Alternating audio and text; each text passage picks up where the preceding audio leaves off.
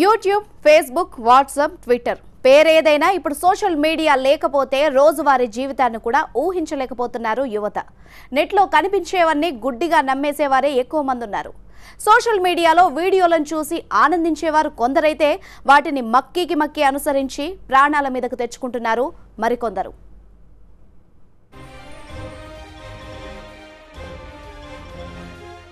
భరించలేని నొప్పి, ప్రాణం పోతుందా అన్నంత పెయిన్, కాపాడాలంటూ ఆర్తనాదాలు, దగ్గర ఎవరూ లేని పరిస్థితి, పనికి దక్కిన ఫలితం.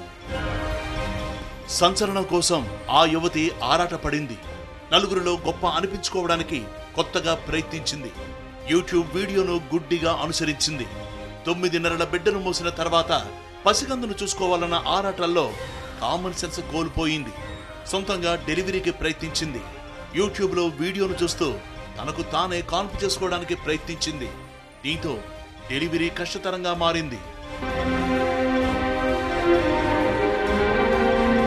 ఉత్తరప్రదేశ్లో సెల్ఫ్ డెలివరీకి ప్రయత్నించిన 25 ఏళ్ల యువతి దుర్మరణం పాలైంది. ఎవరికీ చెప్పకుండా సెల్ఫ్ డెలివరీకి ప్రయత్నించడంతో ప్రసవం కష్టంగా మారింది. ఓవైపు భరించలేని పెయిన్స్, మరోవైపు దగ్గర ఎవరు లేని పరిస్థితి. బాధతో ఆర్తనాదాలు చేసిన ఆ యువతి గంటల పర్యంతం నరకయాతన అనుభవించింది. ఎంతకీ ప్రసవం జరగకపోవడంతో తీవ్ర రక్తస్రావం జరిగి చివరకు ప్రాణాలు విడిచింది. బిలందుపూర్లో జరిగిన ఈ ఘటన స్థానికంగా కలకలం రేపింది.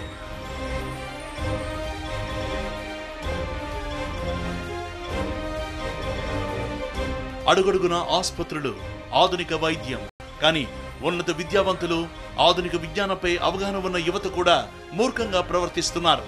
యూట్యూబ్లో చూసి తనకు తానే డెలివరీ చేసుకోవడంతోనే యువతి ప్రాణాలు పోయాయని డాక్టర్లు అంటున్నారు.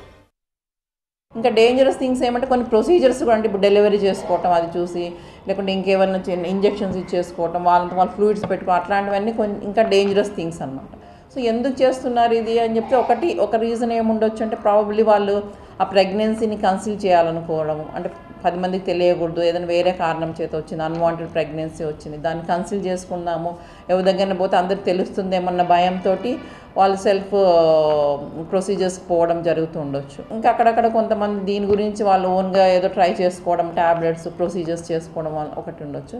ఇంకొకటి కాన్సిక్వెన్సెస్ తెలియకుండా వాళ్ళకు, అంటే ఎంగేజ్ ఉంటుంది, కాన్సిక్వెన్స్ తెలియదు, ఓన్లీ ఆ నాలెడ్జ్, హాఫ్ నాలెడ్జ్ ఉన్నప్పుడు ఆ ప్రొసీజర్ చూసి ఎందుకు మనం కూడా చేసుకోవచ్చు కదా, ఏముంది దీంట్లో అన్న యాటిట్యూడ్, అంటే వేరేవన్నీ ఫాలో చేస్తున్నాం కదా యూట్యూబ్ని చూసి, అలాగే ఇది కూడా అన్నట్టు తీసుకొని చేసేసుకోవటం అన్నమాట. దానివల్ల రిస్క్ ఎంత ఉంటుందని అసెస్మెంట్ లేకపోవడం. సంచలనాలకు అలవాటు పడిన యువత ఇలా మూర్ఖత్వానికి పోతున్నారని సైక్రియాటిస్టులు అంటున్నారు. ఫ్రెండ్స్ ను ఆశ్చర్యపరచడానికే ఈ ఉత్తరప్రదేశ్ యువతి దుస్సాహసం చేసిందంటున్నారు. హాస్పిటల్కి పోతే ఈ మధ్యకాలం డాక్టర్లు అందరికీ సిజేరియన్లు చేసేస్తున్నారు, మనం చూడు ఇట్లా యూట్యూబ్లో నార్మల్ డెలివరీ అయిపోతుంది, మనం కూడా నార్మల్ చేసుకుందామని చెప్పేసి ఈ అడ్వెంచరిజము ప్లస్ ఇది డబ్బులు ఖర్చు అవుతుందేమో, తర్వాత ఆపరేషన్ అవుతుందేమో అనే భయంతో వాళ్ళు ఇలాగ చేస్తుండొచ్చు. ఎప్పుడు కానీ ఇంకొక విషయం, ముందు కాలంలో మా వాళ్ళందరూ ఇంట్లోనే డెలివరీ అయినారు కదా, ఇప్పుడు మనం ఎందుకు కాలేము అని అనుకుంటారు. కానీ ముందు కాలం మనం వెళ్ళి చూసినారంటే ఈ కాన్పులు చేసేవారు ఉంటారు కదా, మంత్రసానులు, వాళ్ళు చాలా స్కిల్డ్ ఉన్నారండి. వాళ్ళు బాగా ఇలాగ పాల్పేట్ చేసి బిడ్డ అడ్డం తిరిగింది అని చెప్పేసి వాళ్ళు చెప్పగలరు. So they are also skilled birth attendants. So వాళ్ళు చేస్తే వాళ్ళు ఇళ్ళలో డెలివరీ అయినారే కానీ వాళ్ళంతా వాళ్ళే బేబీస్ని బయటికి తీసుకోలేదు.